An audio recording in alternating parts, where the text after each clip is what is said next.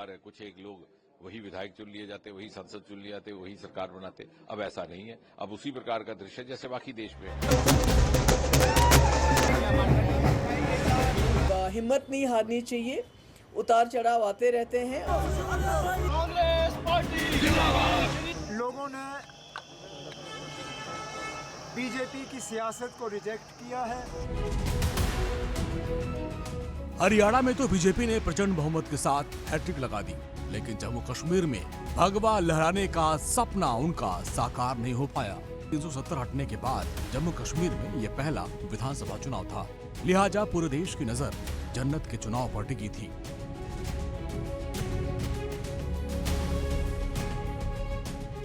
अपने दम पर सरकार बनाने के लिए बीजेपी ने पूरी ताकत झोंक दी, लेकिन पार्टी कश्मीर में कामयाब नहीं हो पाई।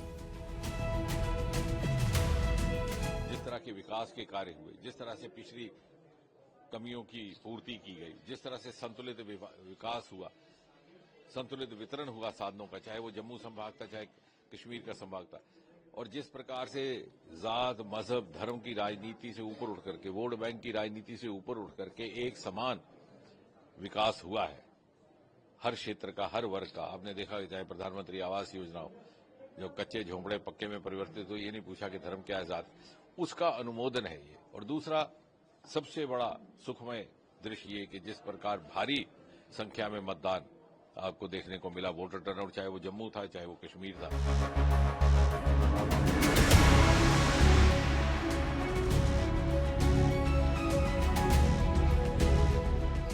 बीजेपी भले ही जम्मू कश्मीर में सरकार नहीं बना पाई, लेकिन निष्पक्ष चुनाव करवाकर दुनिया को लोकतंत्र का संदेश दिया। जम्मू रीजन में बीजेपी हमेशा शानदार प्रदर्शन करती रही है और इस बार भी बीजेपी ने जम्मू रीजन में 43 सीटों में से 29 पर जीत रही है, लेकिन कश्मीर घाटी में पार्टी अपना खाता तक नहीं खोल पाई। और दूसरी तरफ नेशनल कॉन्फ्रेंस ने घाटी में शानदार जीत दर्ज की। कश्मीर क्षेत्र में एनसी को 47 में से 41 सीटों पर जीत मिलती नजर आ रही है। महबूबा मुफ्ती की पीडीपी को सिर्फ 3 सीटें मिलती नजर आ रही है।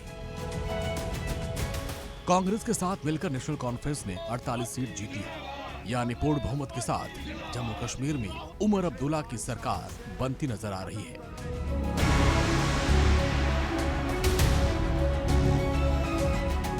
फारूक अब्दुल्ला ने साफ कर दिया कि उमर ही 5 साल जम्मू कश्मीर के मुख्यमंत्री रहेंगे।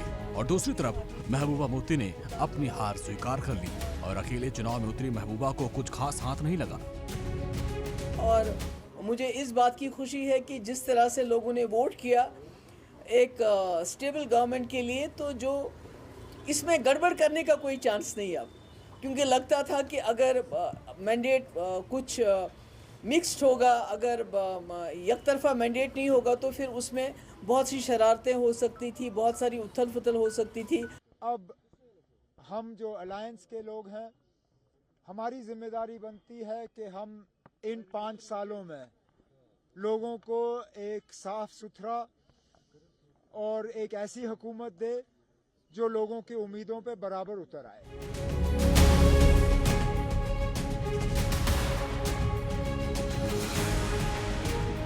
5 अगस्त 2019 को बीजेपी ने जम्मू कश्मीर से धारा 370 को हटा दिया था और राज्य को 2 केंद्र शासित प्रदेशों में बांट दिया, जम्मू कश्मीर और लद्दाख। करीब 10 साल बाद जम्मू कश्मीर में विधानसभा चुनाव हुए और इस बीच 10 साल में केंद्र सरकार ने घाटी की तस्वीर पूरी तरह बदल दी।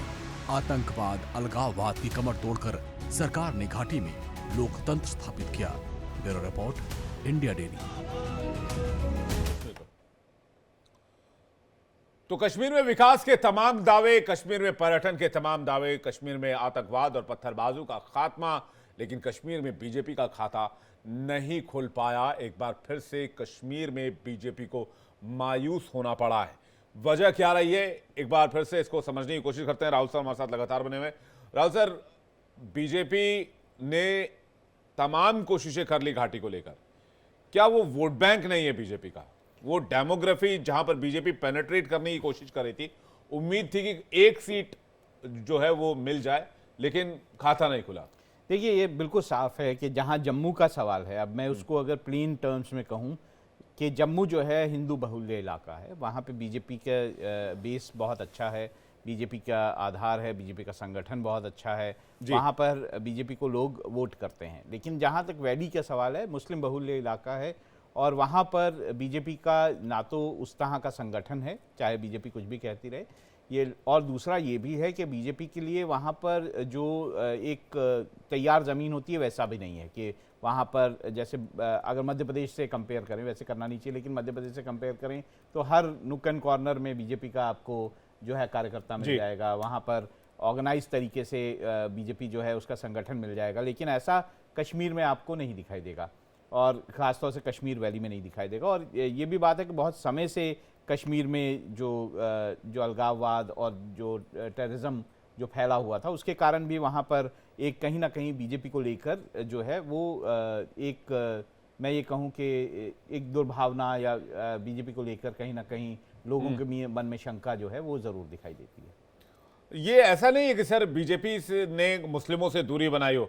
इंदरवल बनिहाल में श्री गुफावाड़ा और बिजबेरा से बीजेपी ने सोफी यूसुफ को मैदान में उतारा, जो कांग्रेस के बशीर अहमद शाहवीरी से चुनाव हार गए। भाजपा ने इंदरवल से तारक हुसैन को मैदान में उतारा। नहीं तो होगा तो वही, मैंने कहा कि वैली में जो है वो मुस्लिम बहुल्य इलाका है तो आपके कैंडिडेट्स भी तो मुस्लिम ही होंगे। अगर हरियाणा की बात करें तो नूह में तो आपको मुस्लिम कैंडिडेट ही आपने दिया ना वहाँ पर। नहीं नहीं, बेशक आप बीजेपी मुस्लिम कैंडिडेट उतार दे, लेकिन मुसलमान बीजेपी को वोट देंगे कि नहीं? वो तो पार्टी को देखकर कर रहे हैं ना, वो पार्टी को देखते हैं और वो कहते हैं कि नहीं ये तो जो है बीजेपी के साथ है, तो वो ये मानते हैं कि बीजेपी जो है वो हिंदू हित की बात करती है, वो हिंदू चीज़ों पे बात करती है, तो कहीं ना कहीं लोग जो है उसको वोट नहीं करते हैं। वो कहते हैं कि ये अगर ये सही नहीं है, लेकिन लोग वहाँ के लोग ये कहते हैं कि ये मुसलमानों के खिलाफ हैं, इसलिए हम वोट नहीं करेंगे।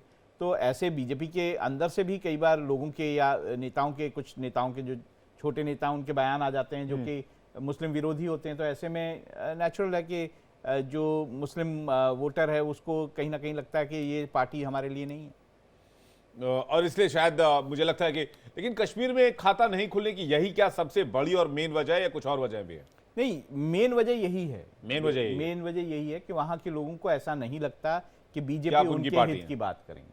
तो वो इसलिए जो कश्मीर वैली है वहाँ पर इस तरह का माहौल है, उसको तोड़ने के लिए बीजेपी को कुछ समय लगेगा। देखिए, हर पार्टी को अगर नई जगह पर अपना धरातल तलाशना होता है तो वो कोशिश करके ही वो कुछ समय बाद ही लोगों के जो विचार हैं उनको बदल पाती है, वहाँ पर ग्राउंड पे काम करके ही बदल पाती है। पहले तो ये माहौल ही नहीं था कि ग्राउंड पे काम कर सकें। अब धारा 370 हटने के बाद ये माहौल बना है कि ग्राउंड पे बीजेपी के कार्यकर्ता काम कर सकते हैं, तो इसमें समय लगेगा। ये शायद यही कारण है कि देखिए बीजेपी जो है वो बड़ा फूंक के वहाँ पे कदम रख रही है। उसने अभी तक जम्मू कश्मीर को स्टेटहुड का दर्जा नहीं दिया है। अभी भी जम्मू कश्मीर जो है दिल्ली के बाद शायद दूसरा ऐसा जो जगह होगी या यूनियन टेरिटरी होगी जहाँ पर जो है आपका विधानसभा बनेगी या फिर वहाँ पे जो है इस तरह से एक अरेंजमेंट जो लेजिस्लेचर का है वो किया जाएगा। तो ये हमें देखने वाली बात होगी कि कारण यही है कि दिल्ली जो केंद्र है वो बहुत सारी ताकत जम्मू कश्मीर में अभी भी अपने हाथ में रखना चाहता है एलजी के थ्रू। एलजी जो है व्यवस्था नए कानून में वही है, बिल्कुल है। जम्मू कश्मीर रीऑर्गेनाइजेशन एक्ट जो था जो 2019 का था, उसमें यही सारा कुछ आपको देखने को मिलेगा कि वो एक ऐसी व्यवस्था की गई है जो फर्स्ट शेड्यूल में चेंजेस करके कि वो है तो यूनियन टेरिटरी, लेकिन उसमें जो है आपको एक दिल्ली वाली व्यवस्था, दिल्ली वाली व्यवस्था आप कह सकते हैं, बहुत कुछ दिल्ली वाली व्यवस्था वहां पे की गई है। वहां के मुख्यमंत्री को एलजी के मातहत रहना होगा। मातहत आप नहीं कह सकते, उसको बहुत सारी चीजों में जो है एलजी को लूप में रखना होगा। कई फाइलें ऐसी होंगी जिसमें एलजी परमिशन चाहिए होगा कि जो है वो जरूरत पड़ेगी कि एलजी साइन करें, तो इस तरह से जरूरत होगी। और एलजी को भी बहुत ज्यादा जो है वो जो वहाँ पे कैबिनेट बनेगी उसके सलाह से ही काम करना होगा। तो ये मिक्स एक तरीका है। ये बात अलग है कि एलजी और वहाँ पे अगर मुख्यमंत्री की ठन जाती है जैसे कि दिल्ली में हो गया वो तो फिर वहाँ पे दिक्कतें पैदा होती है। वैसी दिक्कतें वो तो सर होना ही होना है। वैसी अगर वैसा ठन गई तो जम्मू कश्मीर में, क्योंकि उमर अब्दुल्ला वो मुखर हैं, वो बोलेंगे और बोलेंगे ही बोलेंगे और लगातार केंद्र सरकार के खिलाफ बोलते रहे। वो कहते रहे हमारी चलने नहीं दी जाती, हमारे कार्यकर्ताओं को, हमारा काडर को नजरबंद कर दिया जाता। अभी जब पोलिंग चल रही थी यही जम्मू कश्मीर की, तो कितने नाराज लग रहे थे, हर इलेक्शन वाले दिन प्रेस कॉन्फ्रेंस कर रहे थे। तो ये बात तो तय मान के चलिए कि 36 का आंकड़ा ही दिल्ली पार्ट 2 आपको जम्मू कश्मीर में दिखेगा। अगर वैसा होगा तो बहुत सारा मतलब मुझे लगता है कि बहुत दिक्कतें जो है वो आने वाले समय में आपको जम्मू कश्मीर में देखने को मिलेंगी। ओवरऑल रिजल्ट कैसा रहा? बीजेपी के लिए ठीक रहा, क्योंकि बीजेपी जम्मू में फायदे में रही देखिए है। 25 सीटें जहां पिछले चुनावों में मेरे हिसाब से 25 सीटें उनके पास थी, इस वक्त उससे ज़्यादा 29 शायद सीट्स जो हैं, मैं लास्ट देख नहीं पाया, 29 सीट्स जो हैं उनके पास इस वक्त हैं। दूसरी तरफ अगर हम वैली की बात करें, पहले भी उन्होंने 30 सीटों पर चुनाव लड़ा था पिछली बार और एक भी सीट नहीं मिली थी। इस बार तो उन्होंने 29 सीटों पर चुनाव ही नहीं लड़ा वैली में, उन्होंने मुश्किल से 19 सीटों पर चुनाव लड़ा है। तो 19 में से उनको नहीं मिली है, पहले 30 में से 0 था, अब 19 में से 0 है, आप ये मान लीजिए। लेकिन आखिरी सवाल ले रहा हूं सर, बीजेपी राहत की सांस ले रही होगी 2024 के रिजल्ट के बाद, खासतौर पे जो हरियाणा के रिजल्ट? खास तौर से हरियाणा में मुझे लगता है, मैंने जब हम इस शो में बैठे थे और शुरुआत में ही बात की थी, तो मुझे लगता है कि जो बीजेपी है उसको भी कहीं ना कहीं ये अंदाज़ा नहीं था कि हरियाणा में इतनी बड़ी जीत जो है वो बीजेपी को हो जाएगी। चाहे उसके नेता कुछ भी बोलें, पर मुझे लगता है कि ये बिल्कुल अंदाज़ा नहीं था कि इस तरह से अप्रत्याशित जीत जो है वो हरियाणा में बीजेपी की होगी। और बीजेपी अध्यक्ष भी गहरी सांस ले रहे होंगे, जेपी नड्डा, जिस तरह का रिजल्ट नेचुरली बहुत ज़्यादा ताकत लगाई जाती है। एक जो पॉलिटिकल पार्टी होती है उसके जो बड़े नेता होते हैं उनकी जो कोशिश होती है वो उसका रिजल्ट वो देखना चाहते हैं, उनकी अपनी साख भी दाव पे होती है, क्योंकि अध्यक्ष हैं तो उनको उनकी जिम्मेदारी होती है कि वो चुनाव जिताएं, अपनी पार्टी को के नेताओं को और अपनी पार्टी को जो है वो चुनाव जिता के लेके आएँ, तो उनकी जिम्मेदारी बनती है। तो नेचुरली उनके लिए खुशी का माहौल है।